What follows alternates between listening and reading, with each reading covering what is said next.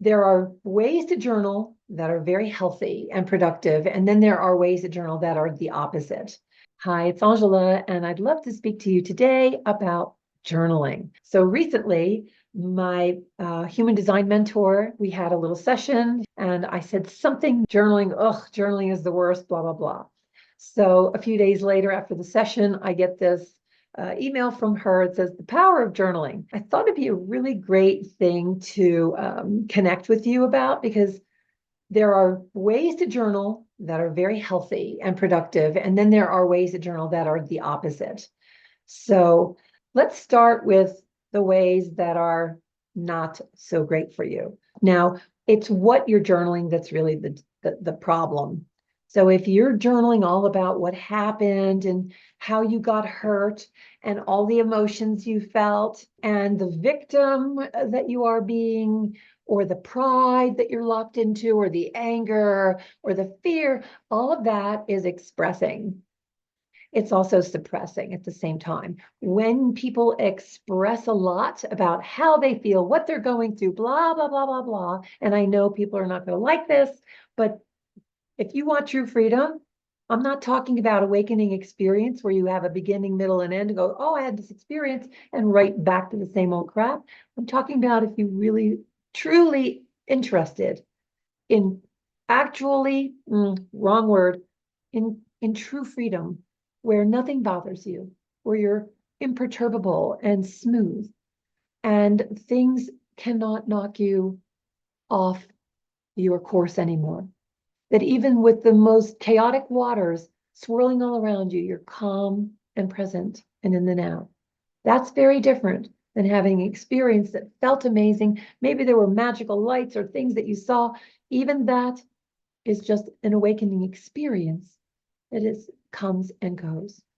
It's a glimmer into freedom, but it's not it. So if you're writing about all these emotions, you're expressing. So when you're expressing, you feel better. You have to just get it out, right? I got to get it out. I got to write it out. Well, what you're doing is keeping it in place. You're actually locking it in. You're locking in the story. You're holding on for dear life. You're explaining all the different parts to how you were hurt, or how someone wronged you, or how it could have been better, or maybe you had a really great day. Even that is limiting. So our minds does this funny thing of what's good and what's bad. Is still a limit. Whatever you think is good, it's not total freedom, right? It's like, wow, this was a great day. It was so much fun. I got all this approval. People acknowledged me. I made a lot of sales. I feel loved. And in the meantime, you're really hooked into wanting, desire. Desire keeps you wanting something that you don't have, wanting more of it. So if you're journaling that stuff, you're actually just rolling around in a pattern. And I know you're going to say, but no, this is how I feel better. It's only temporary, right? True freedom is a constant state of beingness. There's nothing that is knocking you anywhere. You're not looking for anything. You have it. And the difference of having it and wanting it are very, very different. So when you do journal in a way that can be very helpful is like maybe doing certain exercises where you need to write lists of things, like perhaps even goals or something. I'm not an affirmations person. Affirmations really keeps you're not cleaning out of the way. You can't believe in an affirmation into place. And by the way, beliefs are only opinions. You do not have to believe for something to be true for it to work. A belief is still a limitation. So how do we use this? If you're maybe a novelist or a writer, you are going to be writing. You may be needing to write all kinds of things down. Of course, that's the way to go, right? But say, for instance, let me give you a little example of this. Wait, how can I do that? There we go. A chart. And this is just one of many, many pages. I get these little dollar store things because I go through so many of them. So what this helps me do is use an exercise in a way that I can write it down, and then I can keep track of where I am and then really clean that out of my cells. And I know exactly where I am. Here's another one. So, so I do use journals, designated notebooks for particular things, especially when I'm doing goals, because when I do goals, I want to see what's hiding behind it. So when I'm sitting in the place of in being inward, I can access the feeling. And when we can access the feeling, now we're moving out of our head.